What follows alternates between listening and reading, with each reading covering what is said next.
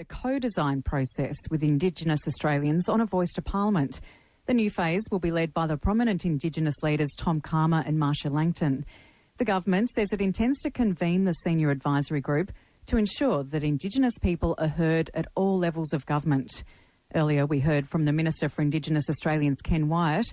So for the opposition's view, let's speak to Linda Burney. She's Shadow Minister for Indigenous Australians and she joins us now. Good morning. Good morning, Ali. How are you? Well, thank you. Now, what's your reaction to the government's announcement of this co-design process? Do you think is it the beginning to reflect the original proposal from the Uluru Statement? It doesn't reflect the original proposal, and the original proposal, I just want to remind people, Ali, this is important. The original proposal said that people wanted an enshrined voice to the Parliament in the Constitution.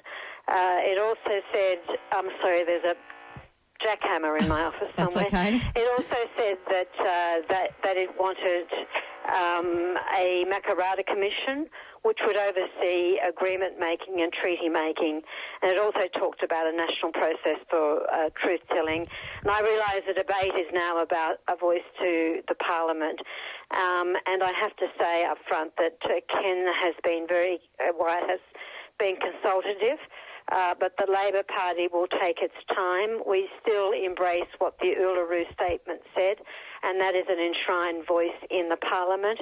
And we also embrace what we have been saying all along, and that is that we will be informed by what the co-design process throws up, and that's still our position. So instead of this voice to Parliament, a voice to government, do you think that could possibly be a good alternative? Well, I'm just wondering whether or not that's actually a mistake in the statement. There has always been the discussion about a voice to the Parliament.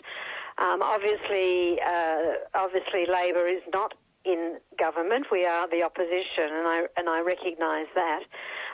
So I did hear Ken on the radio this morning saying that there would be a voice to the Parliament. So I want to seek clarification, Ali, on whether it's to the government or to the Parliament. But what I do see, though, is it is at the three levels of government in Australia: local, state or regional, and the federal Parliament. What do you think is the best way to ensure that Indigenous Australians are heard at all levels of government on these issues then? Well, what I also understand is that if one of the bars is that there needs to be a unanimous voice from the Aboriginal community, then that's as silly as saying is that there should be a unanimous voice from all Australians. There will be a variety of views.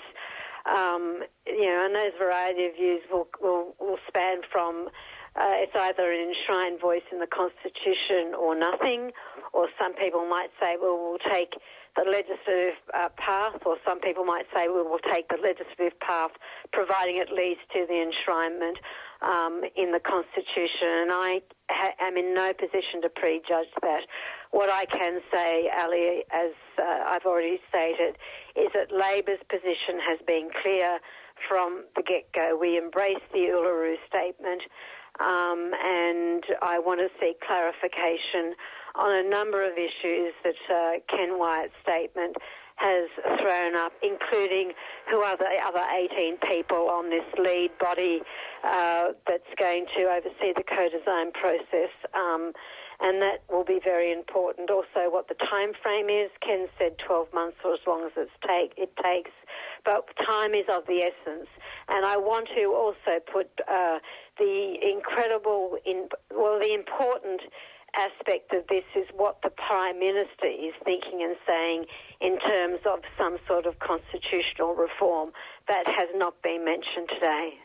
You say you're still looking to seek clarification on some of these issues, but despite the reservations that many Indigenous Australians still have as well, will you still encourage them to take part in the process of designing this Indigenous advisory body? I think it's really important that people participate in the co-design process to make sure that voices are heard, to make sure that there is a clear understanding by those leading the co-design process of what the wishes are of First Nations people. And that's what's absolutely absolutely fundamental here, and it's fundamental for Labor's position as well.